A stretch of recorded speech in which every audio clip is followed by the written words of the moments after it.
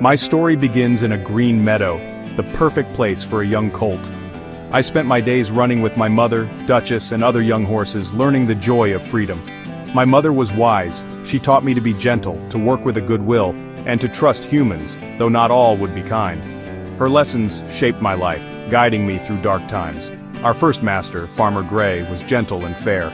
He spoke softly, cared for us, and showed me that humans could be trusted.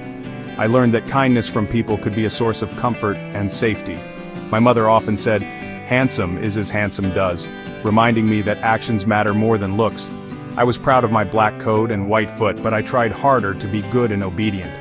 As I grew, my training began, learning the saddle, bridle, and how to carry a rider. The bit felt strange at first, but Farmer Gray was patient, never harsh.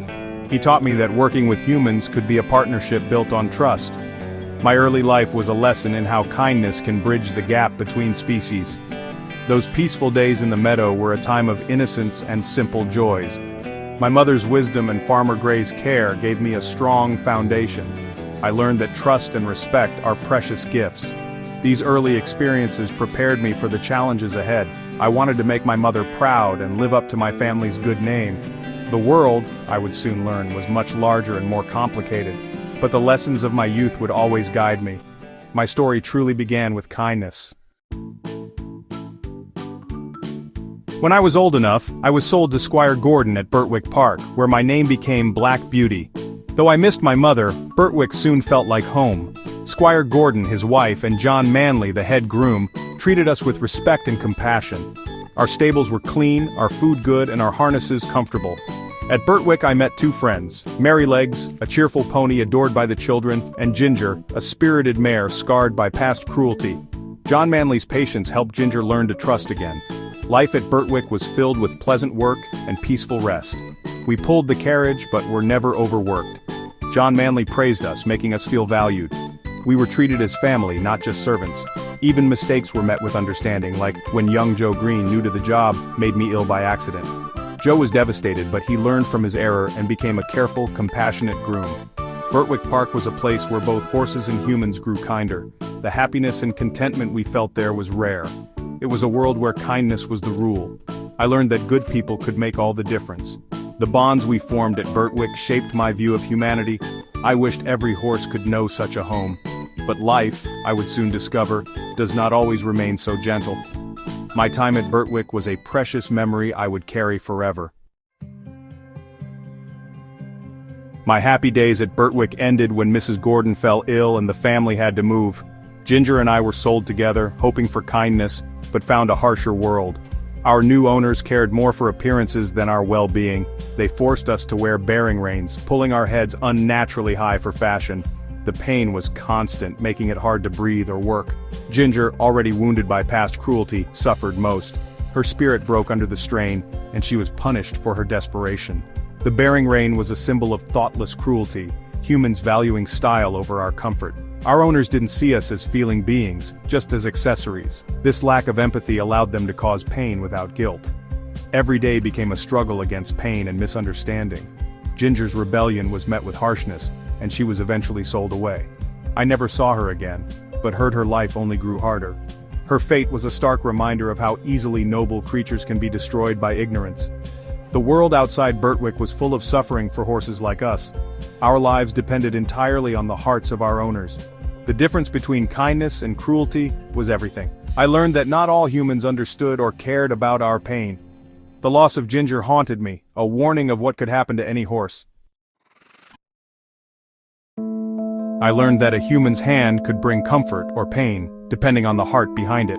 At Bertwick, John Manley's gentle touch built trust and happiness. I would have done anything for him, not out of fear, but out of willing trust.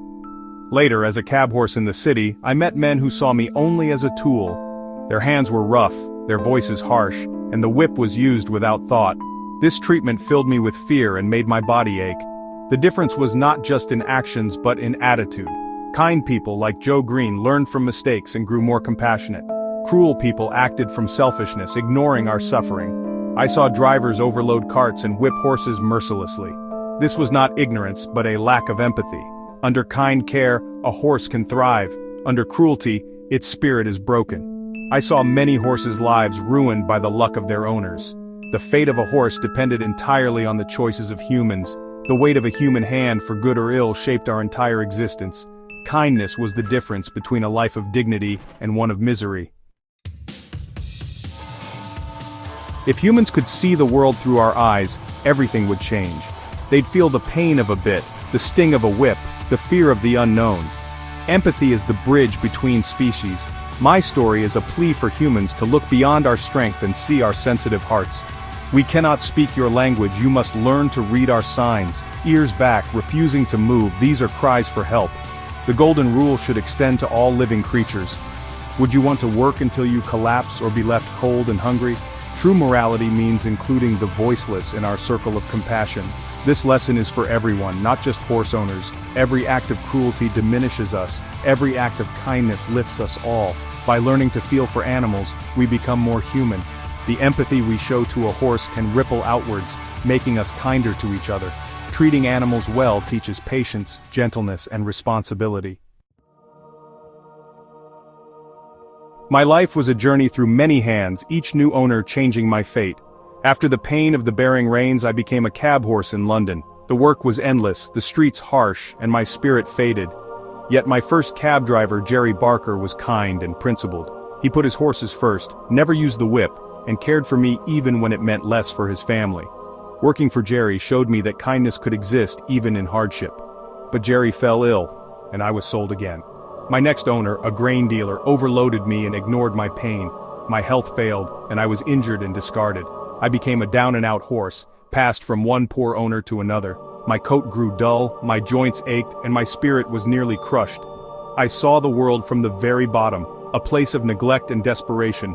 My mother's words echoed, "The world is full of both kind and cruel people." My life was a testament to the lottery of fate that decided who would hold my reins. The difference between a good and bad master was everything. Even in darkness, I remembered the light of kindness. My story is a tale of two worlds. At Bertwick Park, kindness and respect ruled. We were treated as individuals, our needs and comfort valued. Squire Gordon and John Manley created a paradise where trust and affection flourished. This was the best of humanity, a world of light. After Bertwick, I discovered a world of darkness, ignorance, greed, and cruelty. Horses were treated as machines, our pain ignored, our lives valued only for profit. The contrast was stark. At Bertwick, a loose stone in my shoe was quickly removed.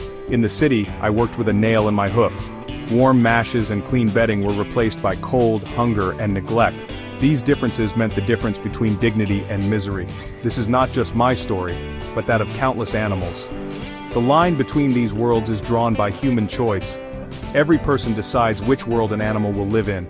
The world of kindness is possible if only more people choose it. After a long, difficult life, my fortunes turned one last time. I was old and scarred, but a kind farmer and Joe Green recognized me at an auction. I was taken to a peaceful home, promised I'd never be sold again. My story ended in kindness, but I was one of the lucky ones. I think of Ginger and the countless horses whose lives ended in misery. Kindness should not be a matter of luck, but a right for every creature. Teaching children to be kind to animals is vital. Animals are not toys or tools but living beings who feel joy and pain. Compassion learned in the stable shapes a person's character. My final plea, speak for those who cannot speak for themselves.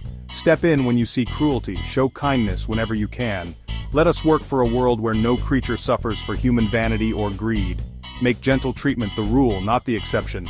The measure of a society's greatness is how it treats its most vulnerable. My name is Black Beauty. Let my story inspire kindness in all.